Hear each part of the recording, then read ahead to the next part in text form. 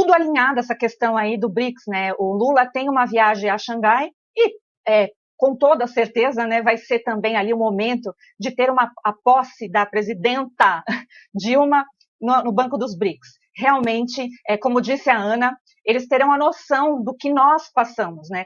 E quero ver a força depois para tentar remover, mas é claro o alinhamento, as intenções e as alianças formadas. Então, o Lula, neste governo, está fazendo alianças perigosíssimas, neste caso aqui, na América Latina, né, aquela comitiva meio privê para a Venezuela, e também agora, né, depois que fez barbaridades aí em relação à Ucrânia e declarações, também o voto que a gente já comentou de não condenar, né, o regime ditador da Nicarágua, agora nós teremos Dilma capitaneando o dinheiro do BRICS. E vamos lembrar aqui que o BRICS está tomando força, porque o mundo está mudando. Então, essa questão de força, né, que tínhamos no passado das potências econômicas está mudando. Mas acho que a Dilma talvez seja um agente duplo nesse sentido. Talvez eles não saibam de toda a verdade. E vamos acompanhar aí e vamos cornetar toda vez que ela disser uma besteira. Com certeza dirá.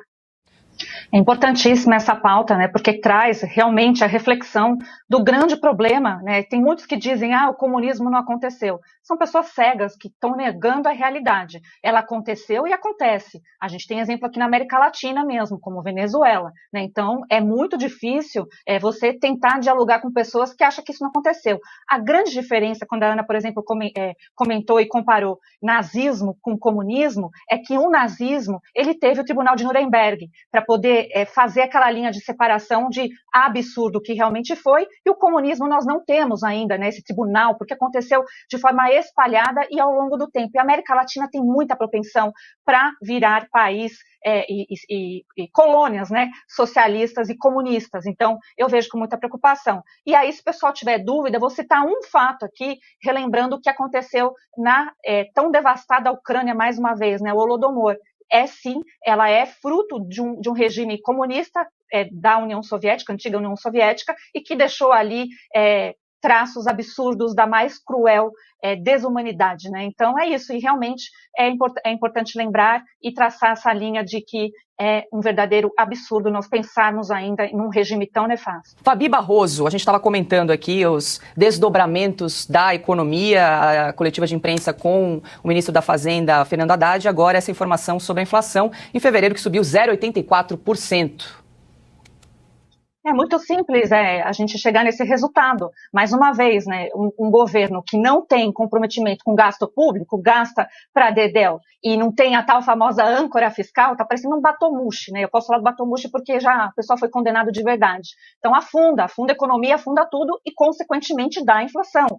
E aí, só para ajudar, o Lula está querendo baixar os juros, o tal juros, né, que ele não consegue também explicar a motivação e como que ele funciona, no grito. E aí já tem alguns parlamentares trabalhando para a CPI da Americanas, que eu concordo, né? O mercado, manipulação de mercado, tem que ter mesmo a investigação, mas eu preferia nessa acreditar mais na Polícia Federal e nos órgãos comuns. Por quê? Porque nessa tentativa de colocar essa CPI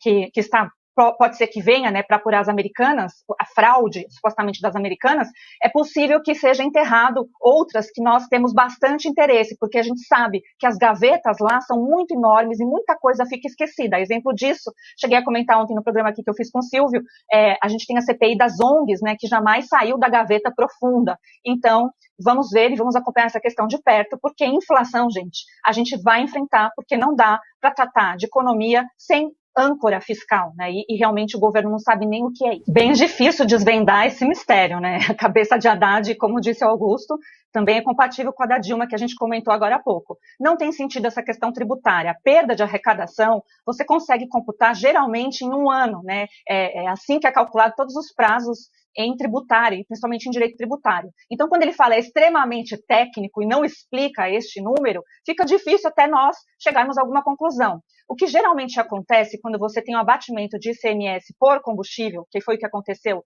nos estados, você tem um efeito diferente do que essa pregação aí dos governadores. Você tem um reaquecimento econômico, as pessoas acabam abastecendo mais, girando mais a economia, e quando você fazer a medição disso, do tal do impostômetro, principalmente aqui em São Paulo, dá para ver bem, né?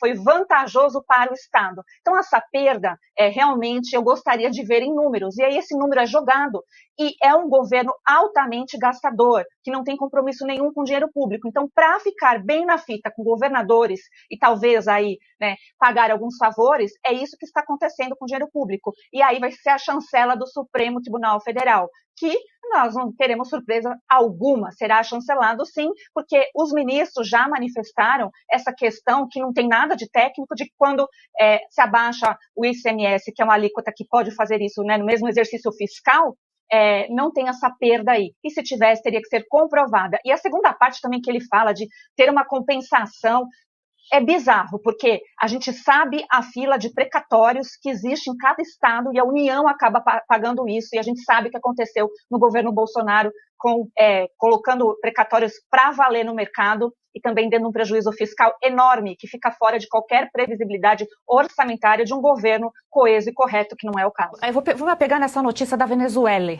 né? Venezuela. Como assim uma comitiva brasileira está meio que escondido na moita, negociando o quê na Venezuela, gente? Isso não é papo de brincadeira, isso é um papo sério. Imagina se o presidente Bolsonaro tivesse aproximado de um ditador. O mundo inteiro reconhecidamente reconhece o Maduro como ditador, não tem conversa.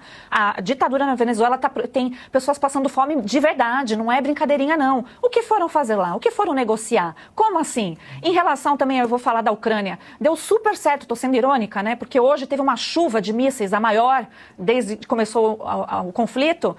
Aqui a gente tem que fazer, por que não faz essa piada ou essa equivalência quando falavam tanto, quando o Bolsonaro foi lá negociar os fertilizantes, era algo pragmático? Agora, não deu certo, Lula não tem carisma, não tem competência para sentar numa mesa nem de bar, para negociar qualquer coisa de paz com Putin, ou seja lá quem seja. Ele não consegue negociar a paz nem dentro do próprio governo dele. O PT está rachado, né? Tem brigas internas que ninguém fala nada porque fica com essas cortinas de fumaça pra gente. Mas eu quero saber, eu quero levantar essas lebres. Então eu quero saber, dona Gleice Hoffmann, presidente do Partido dos Trabalhadores, tá brigada com o Haddad, minha senhora? Nós queremos saber essas tretas porque isso nos importa, porque isso vai repercutir no nosso dia a dia. O presidente Bolsonaro, o que ele está fazendo no momento, não vai repercutir no nosso dia a dia, infelizmente. Então tem muita coisa pra gente apurar. Mas essa questão da Venezuela, cadê o STF para dar 24 horas para o governo explicar? Cadê os deputados da base para ir lá e brigar por isso também? Eu sei, tem muita coisa, mas a gente precisa de vocês e a gente corneta junto se vocês forem à justiça reclamar de tudo isso que a gente pontuou. Uma bela lista em si. A tua expertise como advogado, tributarista,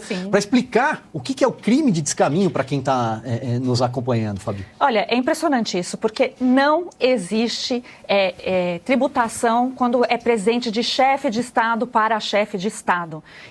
O patrimônio é incorporado ao patrimônio da União e não tem tributação alguma. E teve um ofício, eu estou até com um ofício aqui, porque a mídia está noticiando um ofício que é de dezembro de 2022, que a situação não foi feita conforme a lei, então o Cid, né, aquele assistente do presidente Bolsonaro, enfatizou em outro ofício, cobrando providências, e a mídia está colocando isso como se estivesse tentando reaver as joias. Não é verdade, porque o primeiro ofício aqui é 3 de novembro de 2021, que foi encaminhado ao chefe da Receita Federal, e dizendo exatamente aqui, olha, eu tenho aqui o documento, eu vou ler porque é importante. Por ocasião das reuniões, encontros e solenidades devidamente registradas na agenda pública do ministro, foram oferecidos por autoridades estrangeiras alguns presentes à representação brasileira.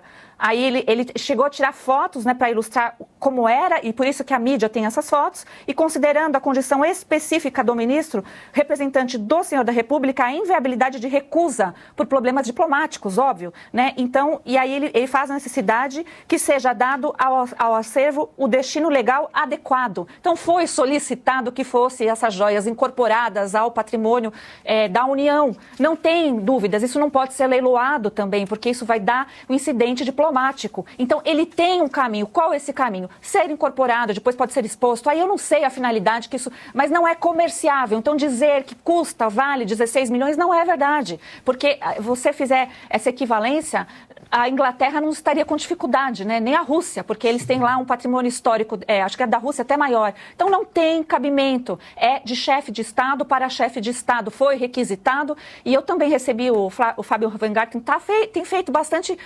explicado, nessa tentativa de explicar, porque não tem fumaça, porque não tem fogo, porque não tem crime, é simples.